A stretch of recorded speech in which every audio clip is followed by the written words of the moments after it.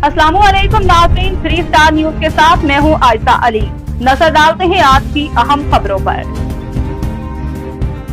तो मुझे अब इस नतीजे पे मैं पहुंची कि बार बार ये जो प्रोटेस्ट की कॉल्स दी जाती हैं, जलसों की कॉल्स दी जाती हैं, घेराव जलाओ इंतशार की कॉल्स दी जाती हैं, उनकी नाकामी के बाद अब एक बहुत ही घटिया और बहुत ही खतरनाक तरीन मंसूबा इन्होंने बनाया।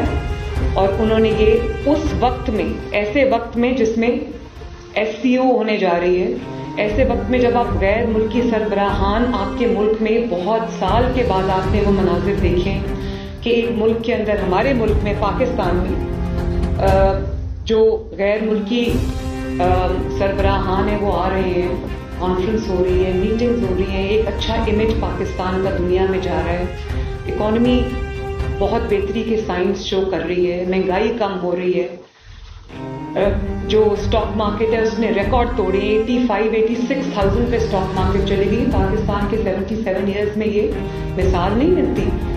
तो ये एक ऐसी पार्टी है तहरीक इंसाफ, जिसको मैं दहशतगर्द जमात कहती हूँ, और वो उनका एजेंडा ही यही है, जब पाकिस्तान ऊपर जा रहा होता है वो नीचे जा रहे होते हैं। तो बात ये है कि उन्होंने एक ऐसी कहानी घड़ी और एक साजिश घड़ी जिसके हम बिल्कुल बॉटम तक हम गए हैं, हमने उसके माइन्यूटेस्ट डिटेल्स निकाले, बच्चों को इस्तेमाल किया है, अपने जो उनके प्रो एंकर्स हैं उनको एंकर्स नहीं कहना चाहिए, जर्नलिस्ट नहीं कहना चाहिए, उनके पेड लोग हैं, उनके टाउट्स हैं, उनसे उन्होंने ट्वीट्स कराई, उनसे उन्होंने वीलॉग्स कराए, उनसे उन्होंने वीडियोस बनवाई।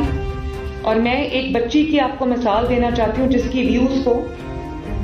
जिसको बुनियाद बनाकर आई विटनेस बना के पेश किया गया। ये वो बच्ची मेरे साथ बैठी है, इसका नाम महानूर है, और इसने मुझे कहा, अभी मैंने खुद आपके सामने आने से पहले मैंने खुद इसको इंटरव्यू किया ताकि मैं देख लूं, एसरटेन कर लूं फैक्ट्स कि कोई ऐसी चीज ना हो कि मेरी वजह से किसी के ऊपर के नाहक किसी के साथ ज्यादती। तो इन्होंने जो मीडिया पे कहा, वो जो वीडियो मैंने देखी, इन्होंने कहा कि बच्ची की आवाजें सुनी हमने, उसको बेसमेंट में ले जाया गया, उसकी हमने आवाजें सुनी और वो दरवाजे लॉक कर लिए गए, और उसके बाद रेस्क्यू 1122 वहां पर आया। रेस्क्यू 1122 उस दिन या उससे आगे पीछे कई दिन वहां पर गई ही। उसके बेसमेंट की मैंने वीडियोस मंगवाई, वहां कोई लॉक्स ही नहीं है, और ये बच्ची उस कैंपस की भी नहीं।